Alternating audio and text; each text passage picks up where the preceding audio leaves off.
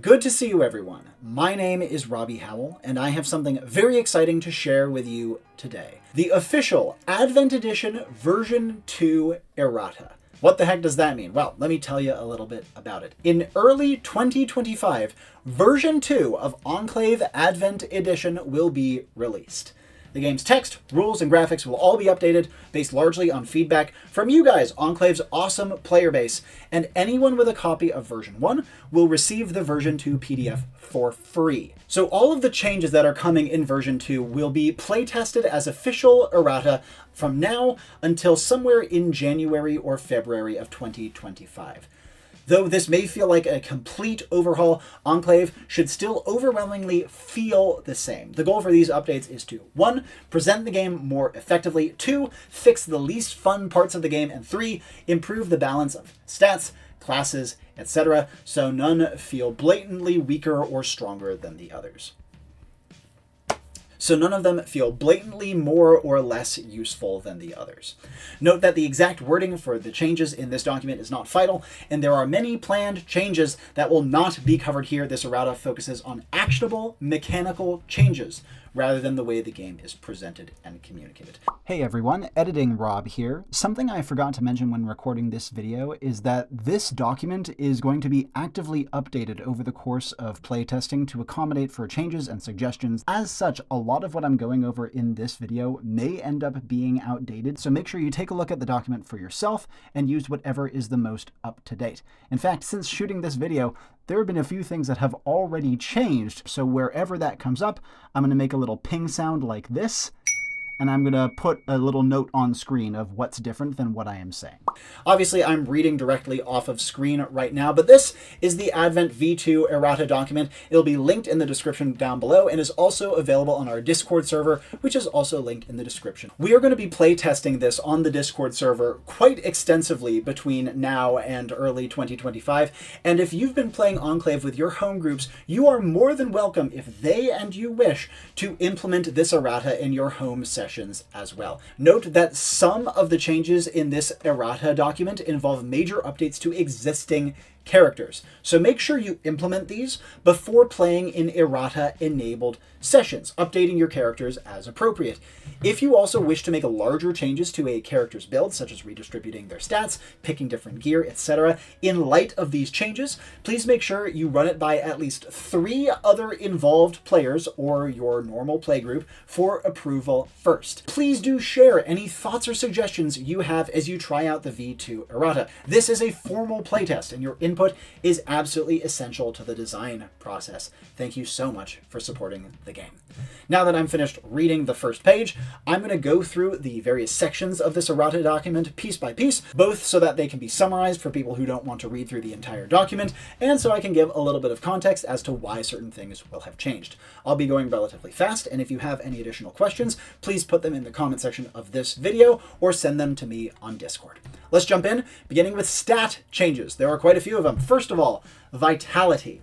The rallying mechanic is being renamed to Heartening. Feels more appropriate, feels less like addressing a big crowd of people, feels more personal. Also, Heartening can only affect one target at a time, either yourself or another willing being. Previously, it could affect both. Secondly, the Spirit stat.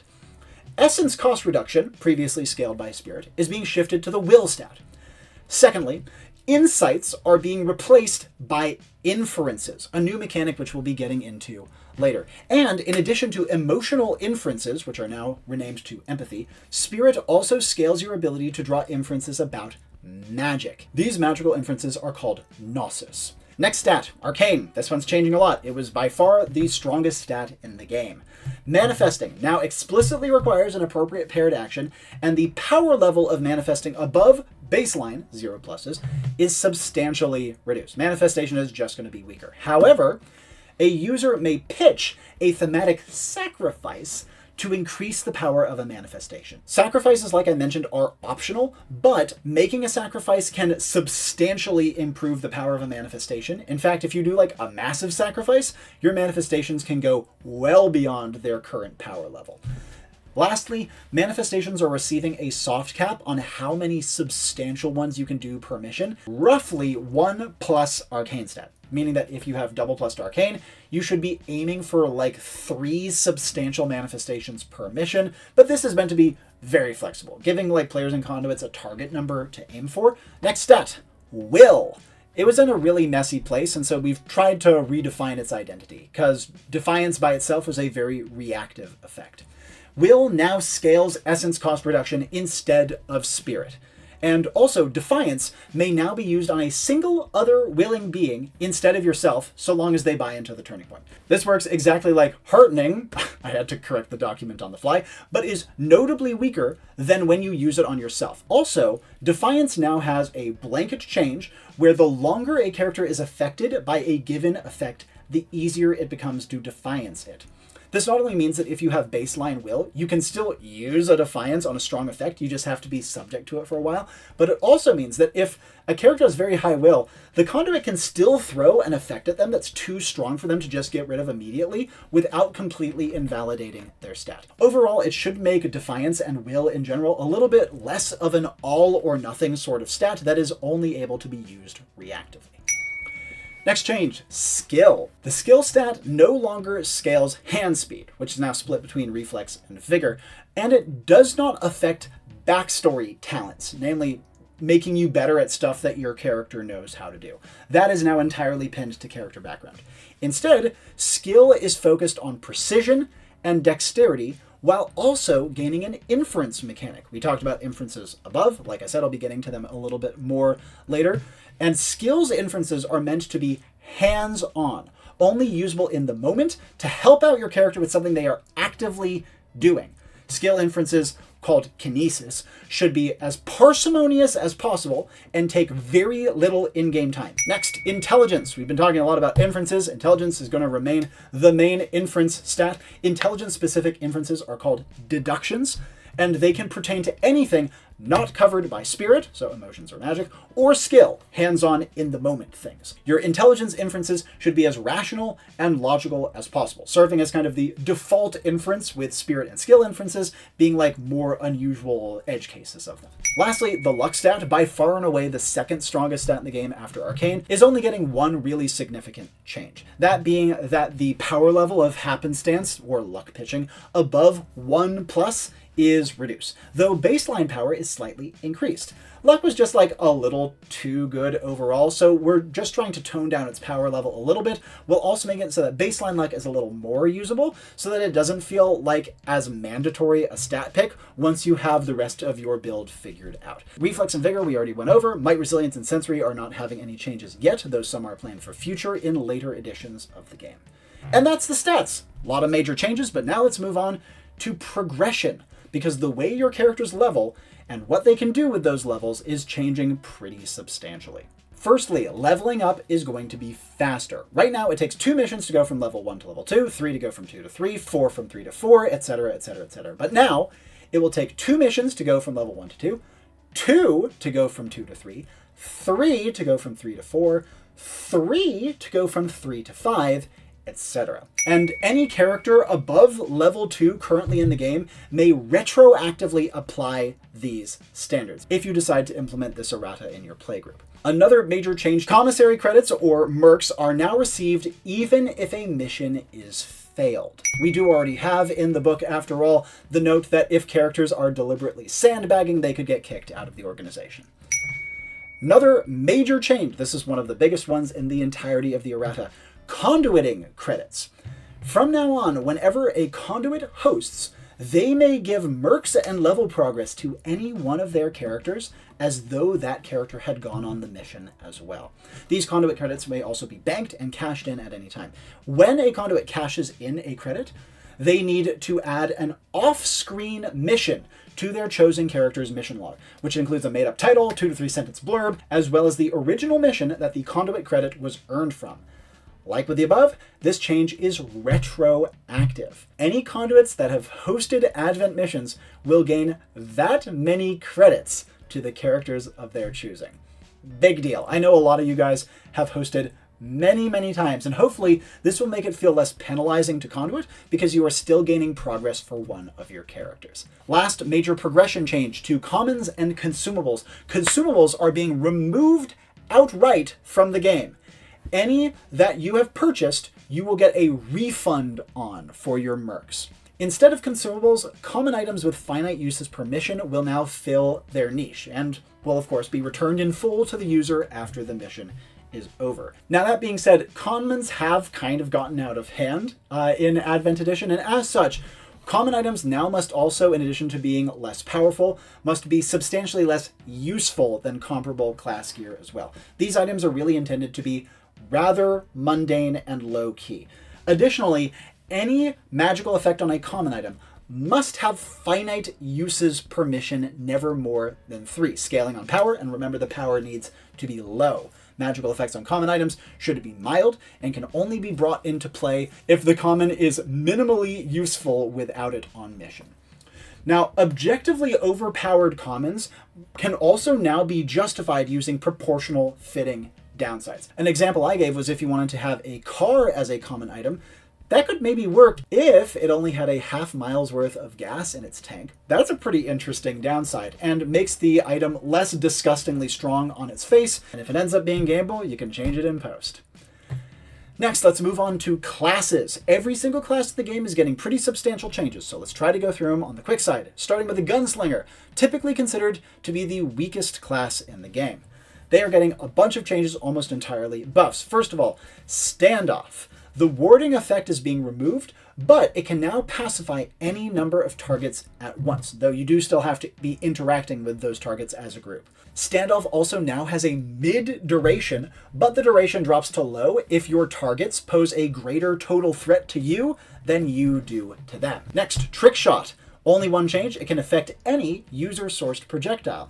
This was always kind of the intention, but now it's explicit. No changes to Shootout, so moving on to their gear. Their Duster now has its anonymity effect extending beyond the face, masking some details about your person as well. Additionally, the anonymity effect now scales on proactive, mysterious, and aloof behavior rather than the non-interactive nonsense than it was before. Next item, the Bandolier. This is a pretty major change. The ammo it contains is no longer specified. It was always kind of tedious to count your shots, and almost no one ever did it. So instead, the Bandolier can be assumed to conveniently hold more than enough ammo in almost all situations, except for like extremely gunplay heavy scenarios. Additionally, the Bandolier is getting a new effect where you can pitch pulling a loosely realistic specialized round from your Bandolier on a mid cooldown, which can then be loaded into one of your guns and shot off to get some cool utility effect. Again, this has to be loosely realistic. Next, the Coach Gun. This is one of the only things that is getting a nerf on this class. It can now only dash in the opposite direction of the shot that you fire. However, dashing no longer has a cost.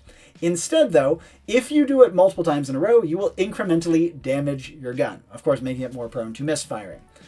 Lastly, the Saddled Horse is receiving a pretty substantial buff. It may now be magically summoned or dismissed, running on or off screen after a call or whistle or something from the user. And this means that you can now always count on your horse being where you need it to be without perpetually endangering its life, which will make it, I'm hoping, abundantly more usable. That's the Gunslinger. Moving on to the Illusionist. This class is maybe a touch on the weak side, though it definitely has a lot of unexplored potential. So it's getting a couple of minor buffs. First of all, Phantasm. They can now produce sound befitting their appearances. Also, Phantasm's duration is prolonged to match that of any friendly magical effect cast on it. The most obvious combo with this is if you want to veneer a Phantasm. Same with Viewpoint. You can viewpoint your own Phantasms now to make them last longer and let you use them as scouts. Veneer also now feels real to the touch. So instead of just looking real, if someone touches you, it'll actually feel like the veneer is the truth. Though again, this does not convey any sort of defensive property.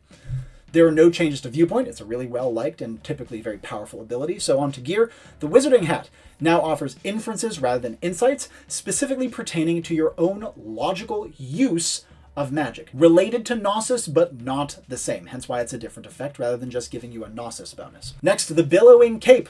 Largely considered to be a bottom 3 gear piece in the game.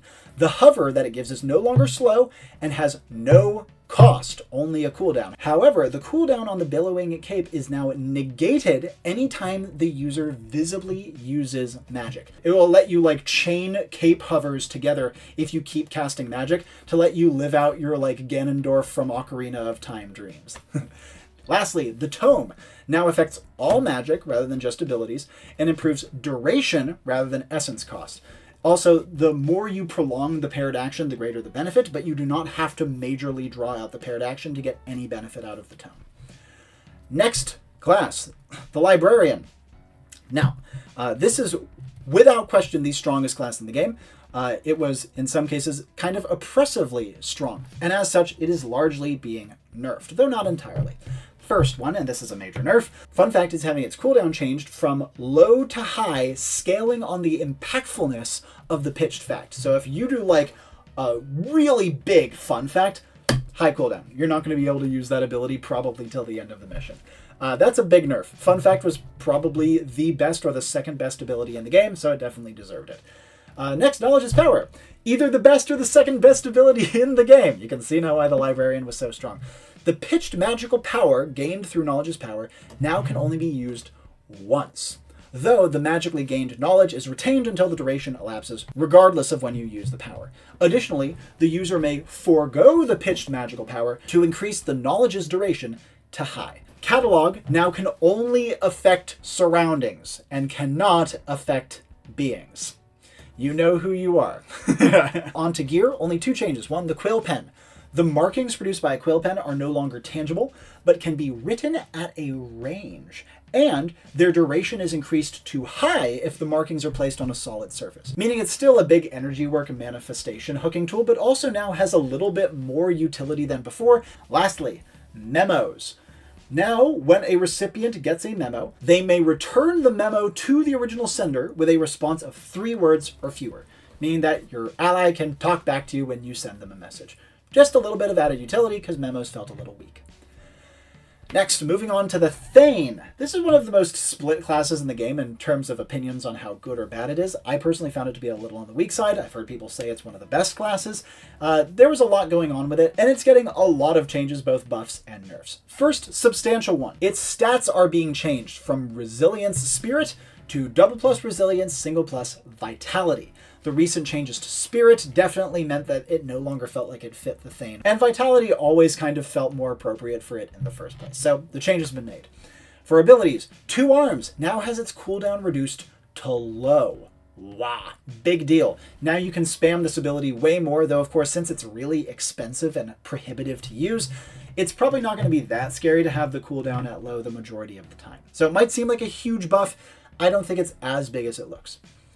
Next ability, Shield Wall. Shields can no longer be passed through by the user or their allies. Instead, the user or an ally may non-verbally bid the shields to briefly part for them. So this means you will never be locked out of the shield wall, but you can't do that stupid game of whack-a-mole that so many people did, where they'd pop out of a shield, hit someone, and then pop back in. That was so annoying and so powerful and such a brutal combo with the Gunslinger. So that has been removed. Now if you want the shields to open, your enemy can take a pot shot in at you as well. Shield Wall was a very strong ability, so this nerf is definitely merited. Lastly, Garrethinks. The effect on this is being changed pretty substantially. It now reduces enemy morale while boosting ally morale, especially for those who join in the paired action. So it'll no longer do like the taunt, but also fear effect. There was too much going on. It was very confusing in practice. This morale boosting or debuffing thing is more effective against targets already predisposed towards low or high morale, respectively. It's not meant to like completely change someone's mind and make them suddenly feel miserable where before they had been feeling great. With abilities out of the way, let's move on to gear, beginning with the Heavy Panoply. It is being renamed to the Full Plate. Before, it would let you choose like what layout of pieces that you wanted in your armor, and we're removing that effect entirely. Instead, you get the full suit of armor, but the user may magically dismiss or conjure pieces of this armor at will over a couple seconds, with like a heroic pose as a paired action. This means that if you want to like walk into a diplomatic scenario, you don't have to be wearing your entire suit of armor, and instead, when the action starts, you can like hunker down, do something cool, conjure all your armor into place, and then get to fighting. So it makes the item a lot more flexible and a lot less prohibitive. Overall, I think it's a great improvement. Next, the Bastard Sword. This is not really a buff, more of a clarification. The bonuses you get from low stamina are not meant to just compensate for the user's exhaustion. They're meant to let the sword surpass what you were able to do when you were fighting fit. Next, the Half-Pike and Kite Shield. The Half-Pike is being removed from the equation. The gear is now just a kite shield. It also now gets the explicit effect where gear wielded along it becomes lighter and easier to use. Namely, if it's in your offhand, whatever's in your main hand is lighter and easier to use. Also, the magical knockback that the kite shield gets on strikes and blocks also now applies to the main hand gear. I think it'll make it a much more effective defensive complement.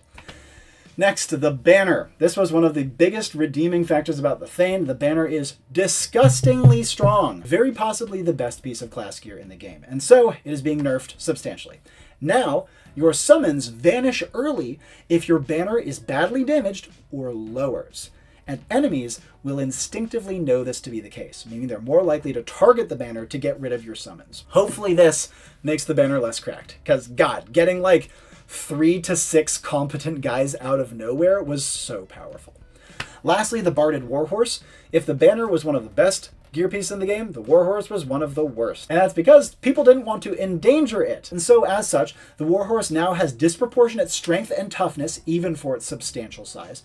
And it also now gains magically boosted speed, impact force, and protection from harm while charging into combat. Meaning that if you're using this thing as intended and just smashing it into enemy lines, it's going to be much more likely to be spared a horrible death, like it probably would have previously.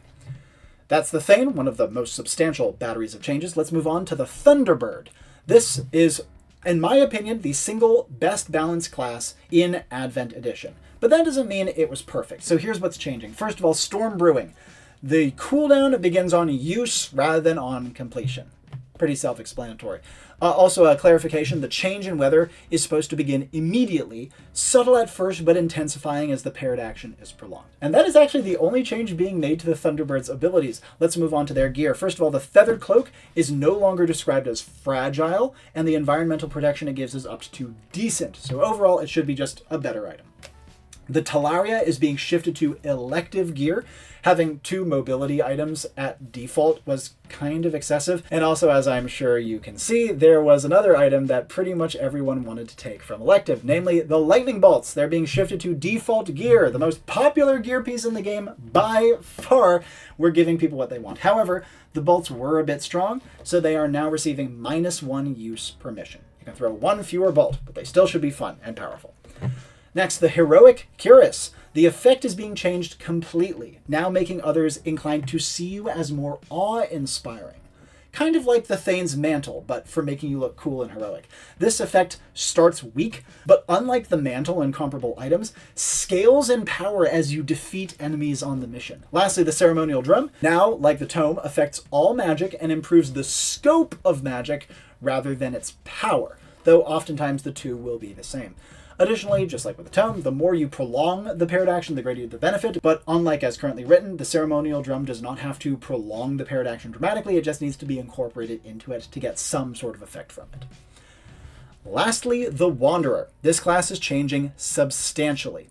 It's a weird class, as kind of is intended, a little bit on the weak side, but there were elements of its playstyle that just weren't very satisfying to me, so it's getting more changes than any other class. Beginning with Fork in the Road, it is being removed. The ability was very fussy. It's being replaced outright by a new ability called Path Less Traveled. What does this do? Well, it has the paired action spontaneously commit to an unconventional route with a fitting destination in mind. And what it does is it lets you travel along the chosen route far faster and smoother than might be expected, largely protected from innate dangers it would normally pose. Additionally, the user is much less likely to be noticed by non-allies while this lasts. The more clever and eccentric the route, the better these effects, though an overly convenient or illogical route will cause this ability to fail. So you can't just completely bullshit and hope it works. Additionally, you may bring one ally with you by enthusiastically announcing the route to them as part of your paired action, though bringing an ally will weaken the ability's benefits. Path Less Traveled has a mid cost and a mid cooldown. Big change. should give the Wanderer some much-needed mobility and protection, while also playing better into a more spontaneous, fun playstyle, rather than the slower, more deliberate playstyle that Fork in the Road encouraged. Moving on to the other abilities, however, they are also changing. By the Wayside now only lets the effects you give items have one use each, but its cost and cooldown are being reduced to low. There are no changes to Familiar Face. It's one of the best liked abilities in the game and my personal favorite ability in the game. So from here, let's move on to their gear. Firstly, the Satchel. Pitched objects, this is more of a clarification than anything else, must be mundane and of relatively low monetary value. Secondly, the Walking Stick. The less of a threat effect is now substantially better and scales on how unthreatening you appear and are behaving. Of note, this is not outright cancelled if, for example, you have another weapon on your person, though it is a bit weaker if that weapon is visible. Next, the Waypoints. This is another candidate for the worst gear piece in the game. The effect is being changed completely. For one, waypoints, when they are placed, are now always instinctively findable by the user and their allies. When placed, an ally may touch a waypoint to learn the user's exact location and current actions. They'll know where you are and they'll know what you are doing. This is a cool but niche effect, and as such, the waypoints are now being shifted to elective gear. Next, the Fiddle. It's being removed outright. Don't worry, it'll be back in Aspirant. And it's being replaced by a new piece of default gear, the Exotic Parure. You know me, I love my weird words, and Parure in this case means a collection of jewelry, and that's exactly what this gear piece is, a collection of mismatched jewelry gathered over many travels. It grants magic protection, but also talking about a specific piece of your Parure inspires intrigue and xenophilia in listeners, which should give the Wanderer another much-needed social tool and also fit well with their aesthetic. Next, the Map. The user may now zoom in and out of their current position, causing the map to redraw itself. And also the Nostrum, a very strong gear piece, one of the strongest parts of the Wanderer, is getting a slight nerf.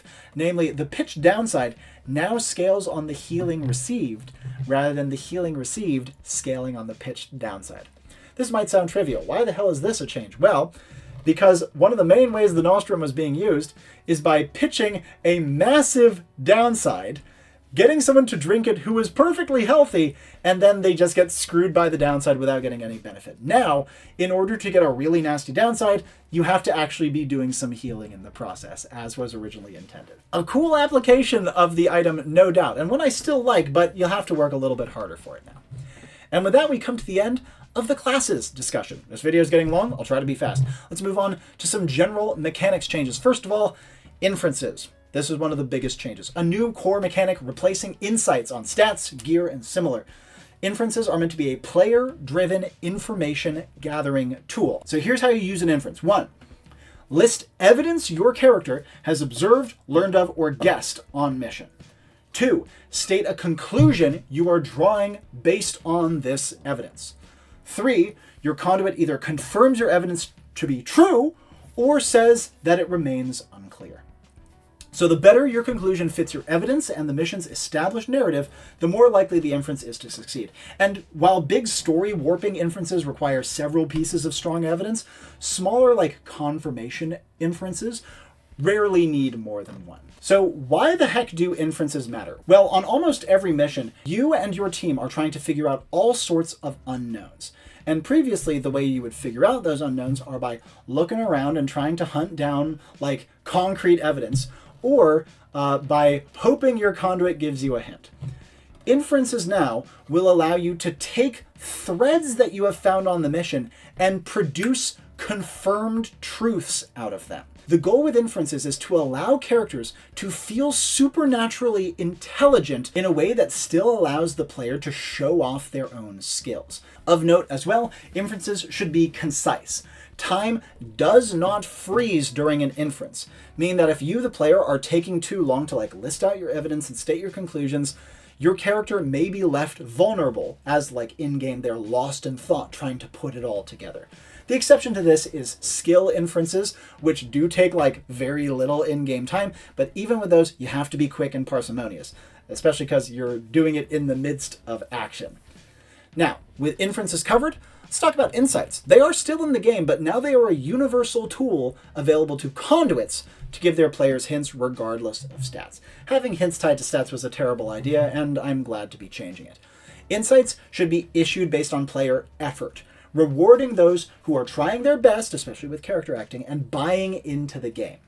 They can also be used to like compensate for like mission design issues that you only realize midway through play. And of course, you should be most generous with insights for newer players, helping them to get into the game and hone their instincts. Beyond this, we have some clarifications to how abilities work, such as, unless stated otherwise, all duration-based effects can be ended early by the user at any time, unless they carry substantial innate downsides. Also, unless stated otherwise, a cooldown always begins once an ability's duration ends. Additionally, talking about energy work, we are making explicit that any discrete supernatural capacity, gear powers, manifesting, defiance, etc., can all be energy worked, but must be given a paired action if they did not have one already.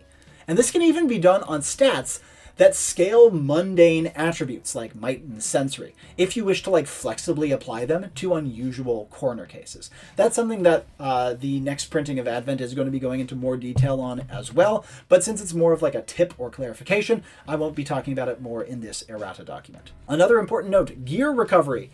Class gear and common items are recovered and repaired in full after every mission. This was intended to be the case from when Advent V1 was launched, but we're making it abundantly clear beyond a shadow of a doubt that is how it's supposed to work. Another note, talents. These are only loosely referenced in like the current skill stat in game right now. Talents are like mundane aptitudes based on your character's background. Like, oh, my character's a pilot, mine plays chess, mine's a fencer, that sort of thing. Now, these can be come up with in advance as part of your character's background, or they can be like spontaneously mentioned. Oh, it makes sense that my character would know how to do this. That's fine. However, they have to be congruent with your character's stats and the rest of their background. So like if you want your character to be a fencer, make sure their skill stat and their like overall history and aesthetic backs that up before you try to establish it. Talents cannot give tangible mechanical benefits like stat buffs or anything like that. Their use is to justify your character knowing how to do something of a specific technical nature. Like as an example, even a high skill or intelligence character will not know how to repair a car without a talent. Established talents may be noted on the character sheet if the player wishes to revisit them in future, but you need to keep these sparing. The rule of thumb is you should never have more than 3 explicitly noted talents. And easily inferable talents don't need to be noted. Like, obviously your gunslinger is good with guns. Or like, yeah, obviously your character who was a sailor knows how to swim. That makes too much sense. You don't have to worry about noting that one down. The more talents a character has established, the more selective their conduit should be in approving future ones, even if not noted. So if you already have 3 pretty notable talents on your character sheet, and you try to say, oh yeah, my character can also fly a helicopter. I don't know about that one. Try to keep it sparing with these.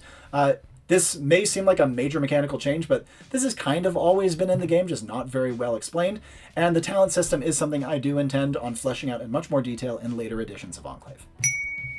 Lastly, replenishment is being removed outright. It was a very technical, fussy mechanic that was mostly meant for long-form play, and as such, it's going to be reintroduced in Aspirant Edition, and for now, essence and stamina can be assumed to very slowly recharge, like 1 day equals 1 threshold, when not being actively used. Is this kind of overly simplistic? Yes, but it's good enough for now, and most Enclave missions take little enough in-game time that this will almost never come up anyway. So, a little stopgap should be good enough.